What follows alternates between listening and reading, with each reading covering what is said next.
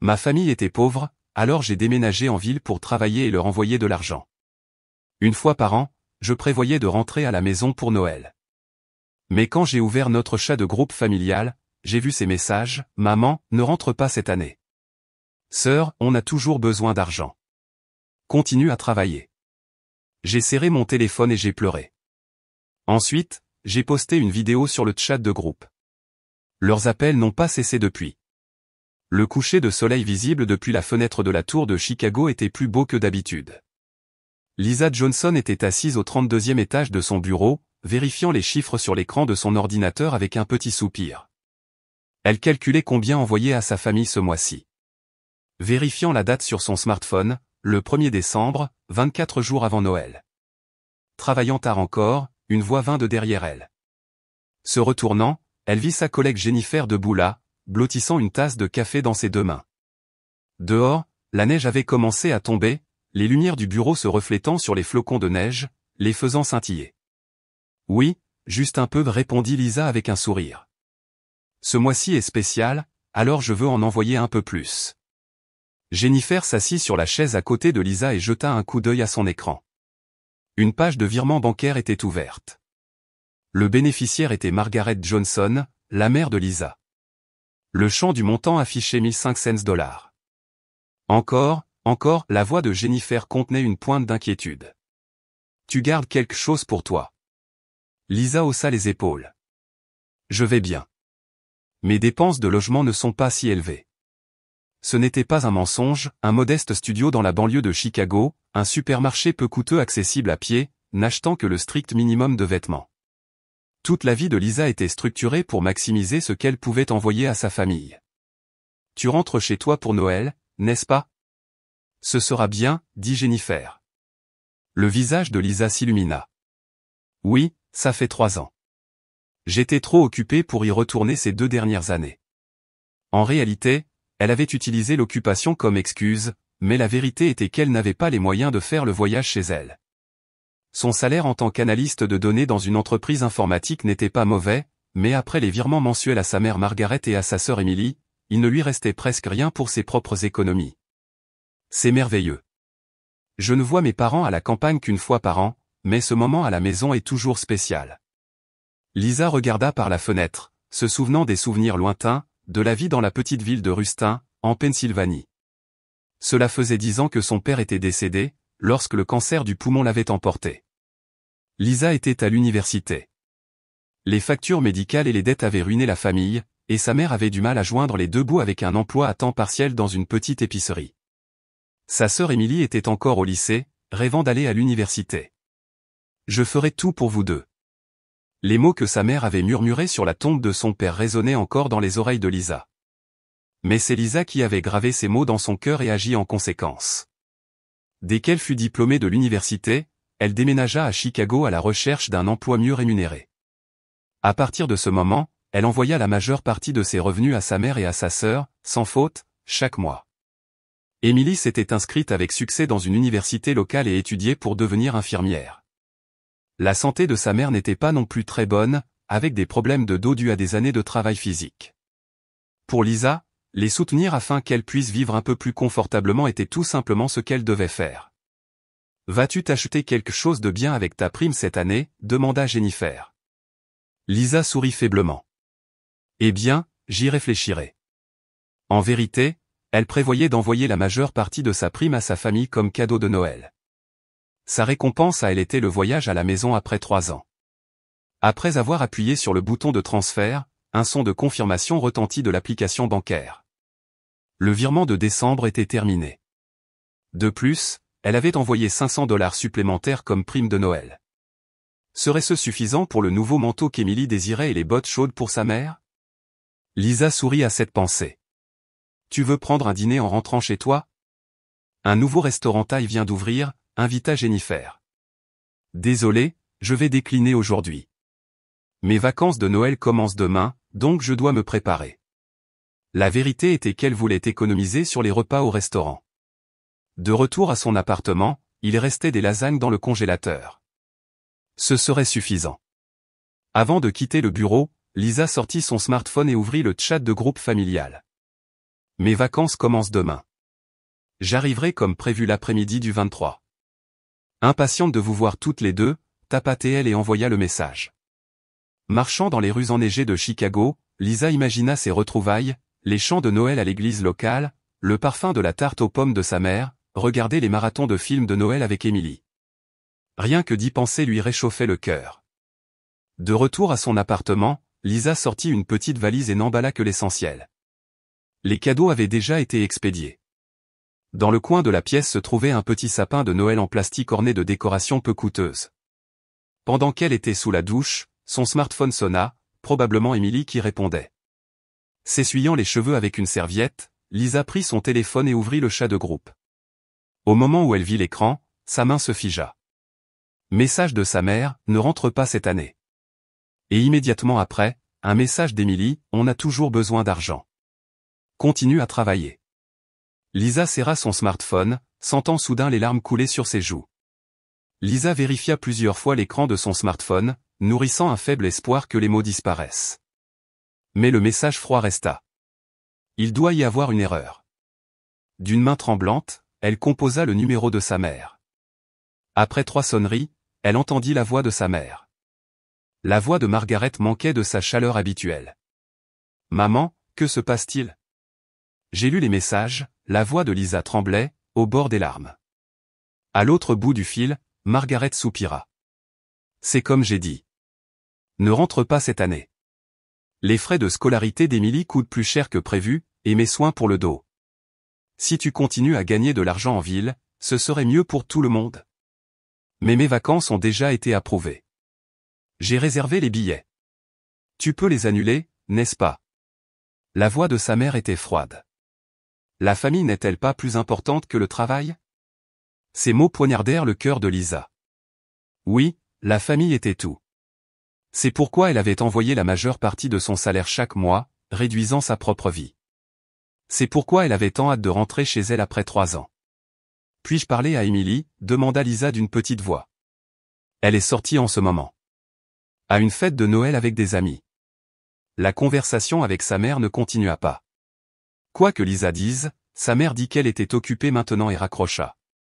Seul le bruit de la neige tapant contre la fenêtre résonnait dans l'appartement silencieux. Lisa s'assit sur le canapé, serrant ses genoux. Que s'était-il passé ? Pourquoi sa famille était-elle soudainement devenue si froide ? Tard dans la nuit, Lisa envoya un message à sa sœur Emily, « Qu'est-ce qui se passe ? S'il y a quelque chose qui te tracasse, parle-moi, s'il te plaît. » La réponse arriva le lendemain matin. Simple et direct, tout va bien. On a juste besoin d'argent en ce moment. Tu comprends, n'est-ce pas ? Elle ne comprenait pas du tout. Lisa appela son entreprise pour demander un report de ses vacances. Les RH furent compréhensives, et elle pourrait travailler jusqu'après le Nouvel An. Le taux de rémunération serait doublé pour la période de Noël. Si l'argent était ce dont sa mère et sa sœur avaient besoin, comme elle l'avait dit, elle n'avait d'autre choix que de le gagner.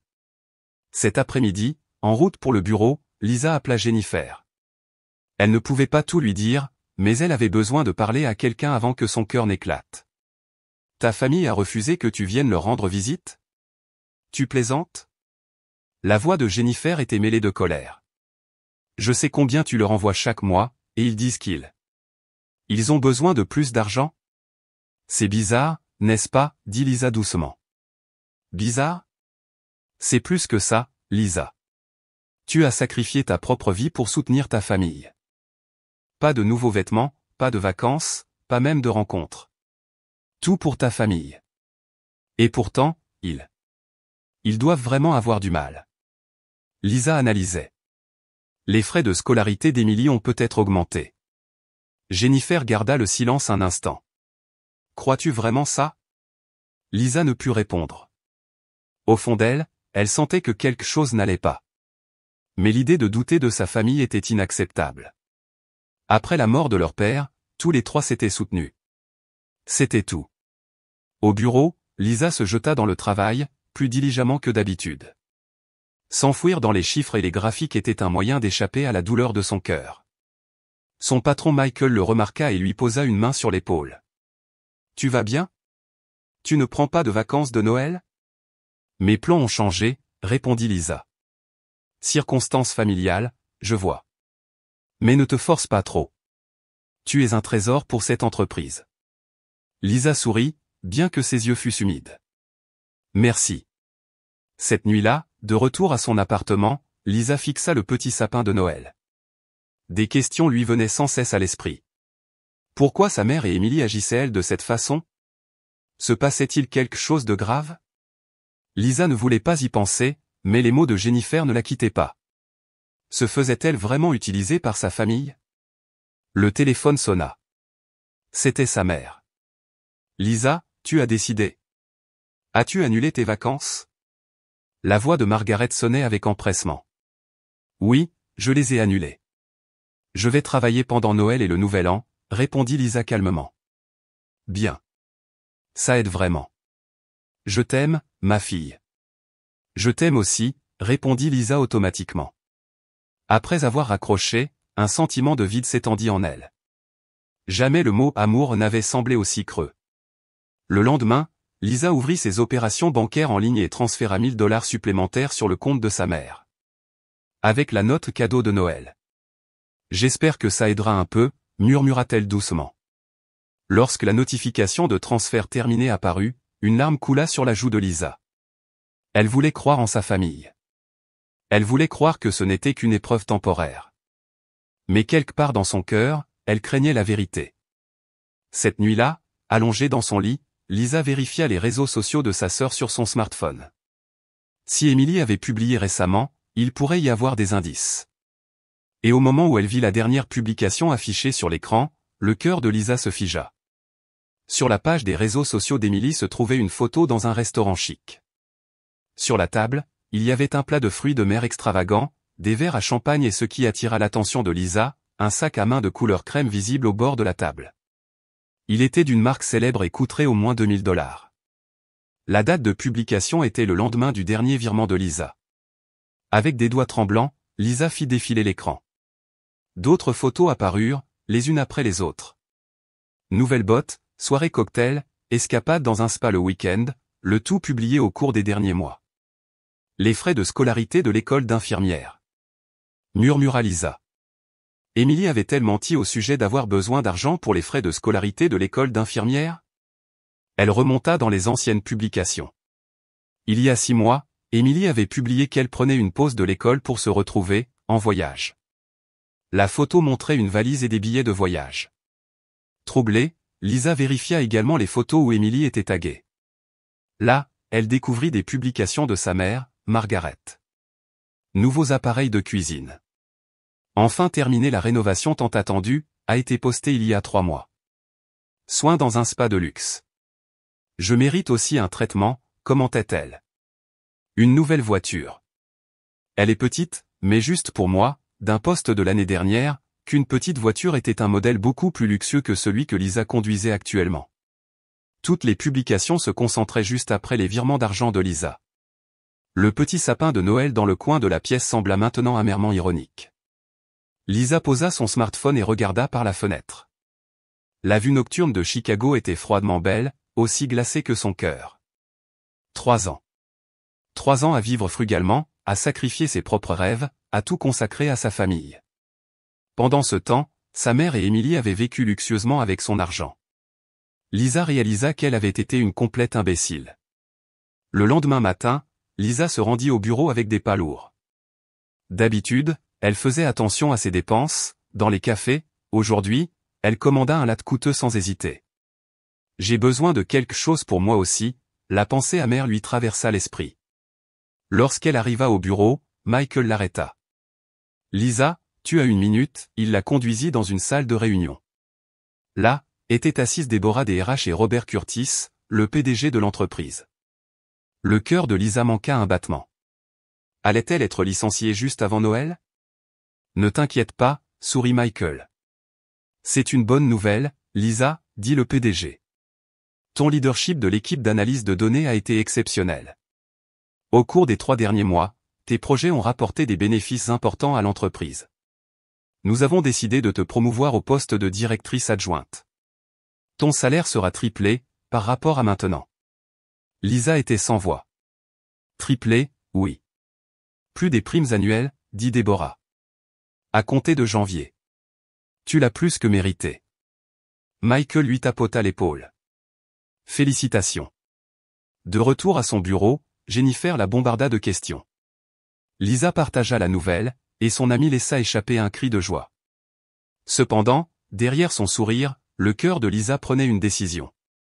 Nous devons célébrer, dit Jennifer. Allons prendre un verre ce soir. Désolé, j'ai quelque chose d'important à faire ce soir. Jennifer la regarda avec inquiétude. Des trucs de famille, répondit Lisa en hochant la tête. Il y a une dernière chose que je dois faire. Cette nuit-là, de retour à son appartement, Lisa démarra son ordinateur de bureau. La webcam capturait son visage fatigué. Prenant une profonde inspiration, elle appuya sur le bouton d'enregistrement. « Bonjour, maman, Emily », commença-t-elle calmement. « Si vous regardez ceci, cela signifie que vous avez réalisé que je ne vais plus faire ce que vous dites. » Lisa fit une brève pause. « Il y a 3 ans, après la mort de papa, nous nous sommes promis de nous soutenir. Pour tenir cette promesse, je suis venu à Chicago et j'ai continué à envoyer la majeure partie de mon salaire chaque mois. Je n'ai presque rien gardé pour moi, mais je pensais que c'était naturel, parce que c'était pour la famille. » Elle afficha des captures d'écran des publications sur les réseaux sociaux d'Emily et de sa mère sur l'écran. « Ce sont les choses que vous avez achetées avec l'argent que je vous ai envoyé, n'est-ce pas, Emily? Je sais que tu ne suis pas l'école d'infirmière. Tu as fait une pause il y a 6 mois, maman. Je me demande si vos soins pour le dos étaient vraiment nécessaires, après tout. » La voix de Lisa tremblait, mais était pleine de détermination. « Je n'étais qu'un guichet automatique pour vous deux, pas un véritable membre de la famille. » Elle rit doucement. « En fait, j'ai eu de bonnes nouvelles aujourd'hui. J'ai été promue. Mon salaire sera triplé par rapport à ce qu'il est maintenant. Mais je n'ai pas l'intention de vivre frugalement et de tout vous envoyer comme avant.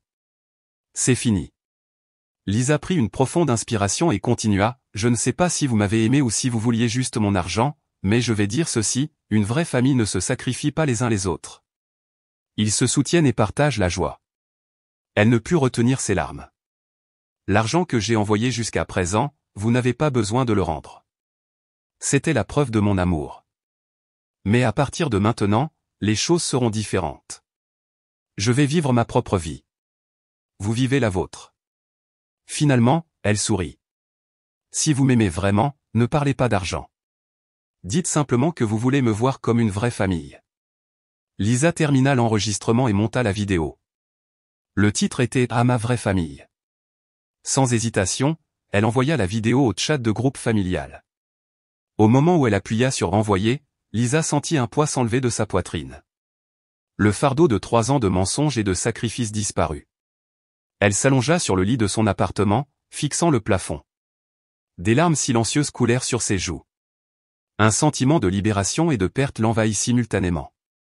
5 minutes plus tard, son téléphone se mit à sonner. C'était sa mère. Lisa ne répondit pas. Bientôt, Emily appela aussi. Elle ignora cela aussi. Des SMS commencèrent à affluer. Lisa, ce n'est pas vrai. Laisse-moi t'expliquer. Réponds au téléphone, s'il te plaît. Lisa mit son téléphone en mode silencieux et se rendit dans son placard. Il y avait une petite valise. Elle allait prendre de vraies vacances. Jennifer l'avait invitée dans sa cabane. Ses premières vacances pour elle-même. Le téléphone continuait de sonner. L'écran du smartphone de Lisa affichait des dizaines d'appels manqués et de messages de sa mère et de sa sœur.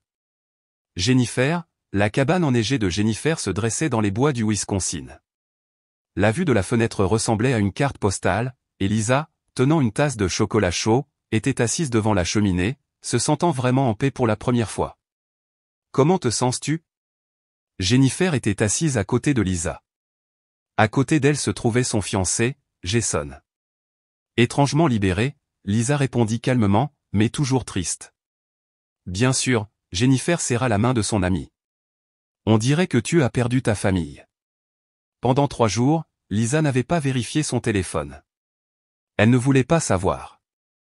Mais elle savait aussi qu'elle devrait finir par faire face à la réalité. Veux-tu regarder ? Demanda doucement Jason. Quoi qu'il arrive, nous sommes là pour toi.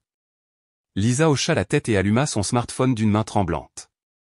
Lorsque l'écran s'alluma, les notifications affluèrent comme un raz-de-marée. Plus d'une centaine d'appels manqués, d'innombrables SMS, plus de 20 messages vocaux. C'est beaucoup, dit Jennifer. Lisa ouvrit le message le plus récent.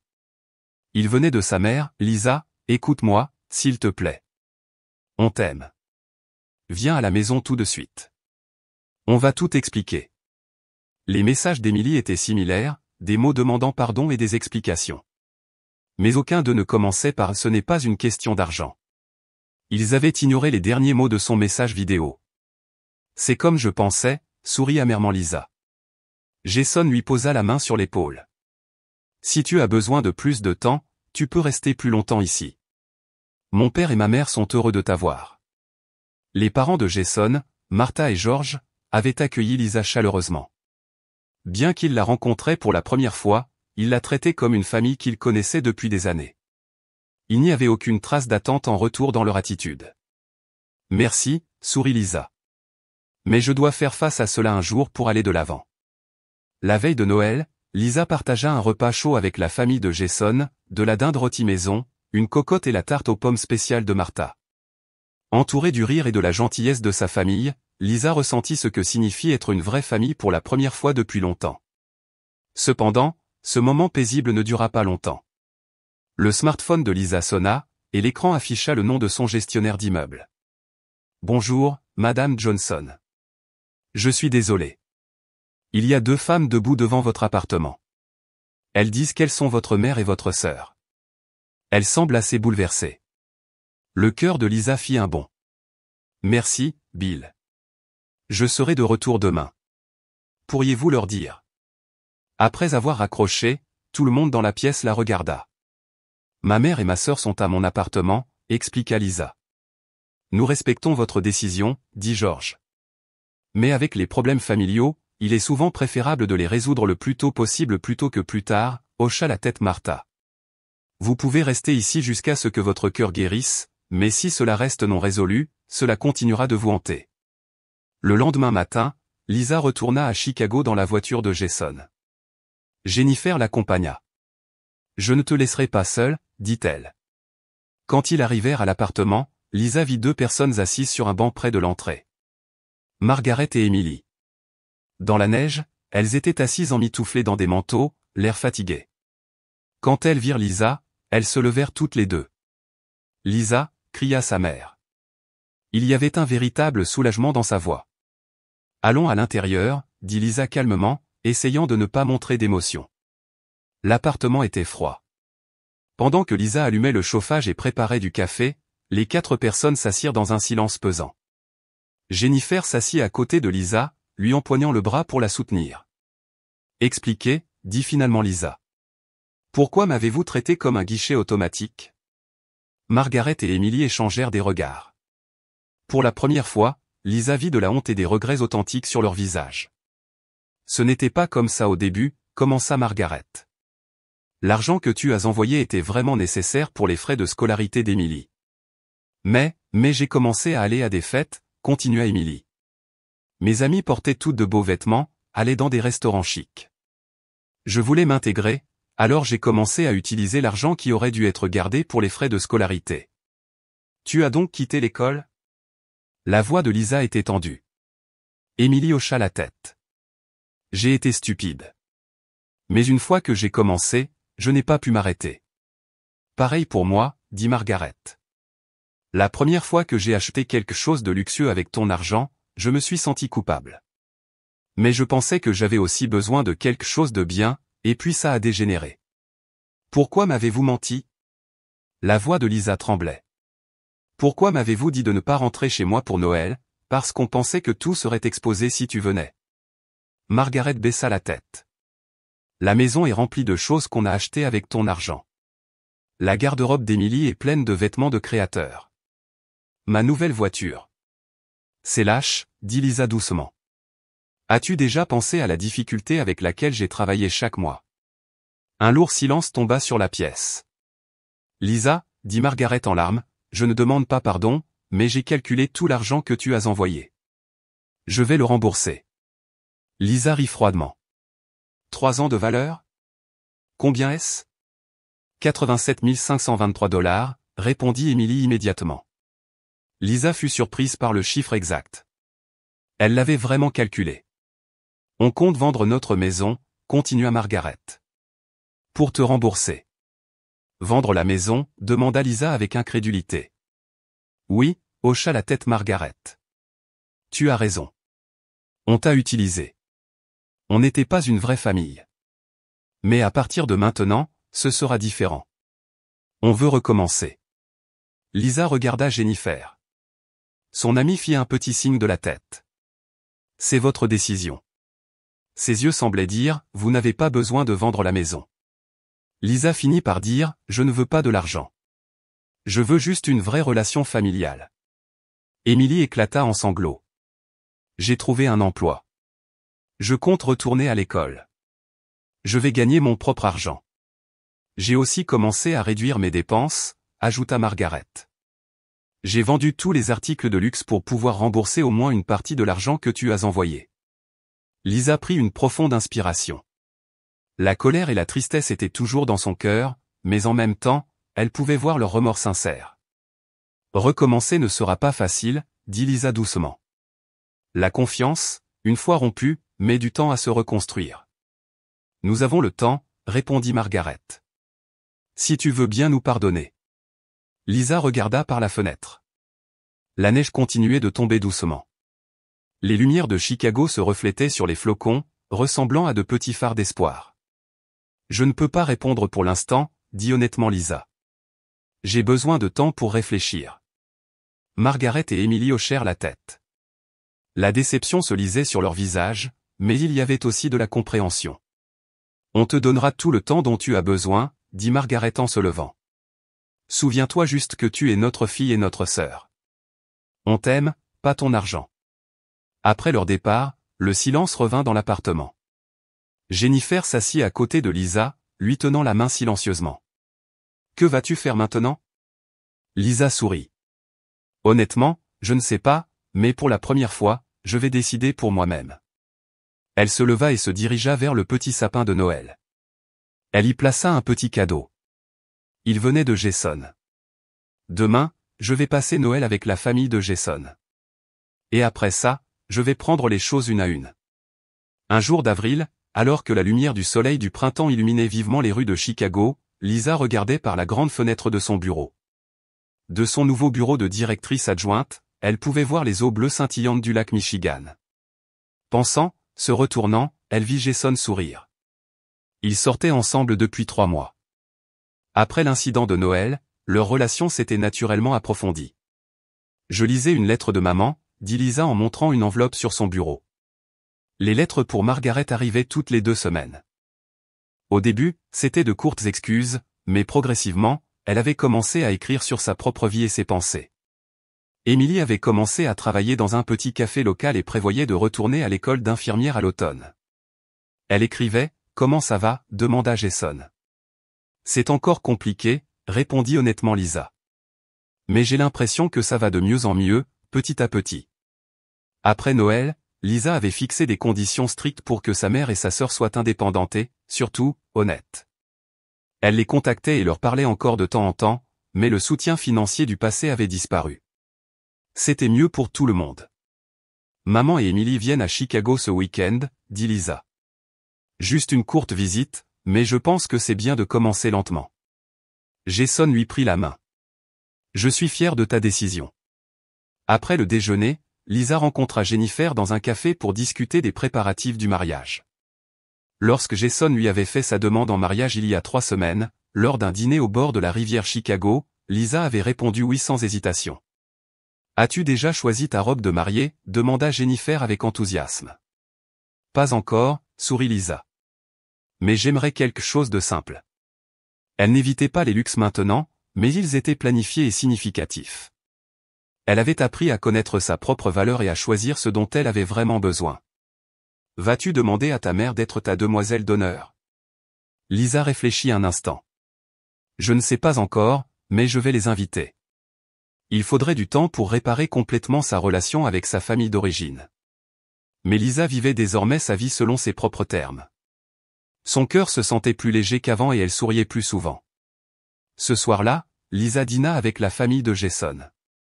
Martha et George l'ont accueillie comme une vraie fille et ont proposé d'aider aux préparatifs du mariage. Ne t'inquiète pas pour l'argent, dit George. C'est le mariage de notre fille, après tout. À ces mots, les larmes montèrent aux yeux de Lisa. C'est ce qu'était une vraie famille, une relation liée par un amour inconditionnel, pas par l'argent. Au même moment, dans la petite ville de Rustin, Margaret et Emily prenaient un dîner modeste. Sur la table était l'invitation au mariage de Lisa. Elle va vraiment être heureuse, dit tranquillement Margaret. On a besoin de changer aussi, répondit Emily avec une expression sérieuse. Une longue route les attendait. Mais l'action courageuse de Lisa avait apporté un nouveau départ pour tous. La vue nocturne de Chicago depuis le balcon de l'appartement de Lisa brillait plus magnifiquement que jamais. Dans les bras de Jason, elle sentait pour la première fois qu'elle était vraiment rentrée chez elle. Elle n'était plus une victime. Elle était devenue une femme forte, vivant sa propre vie. Et c'était le plus grand cadeau de tous.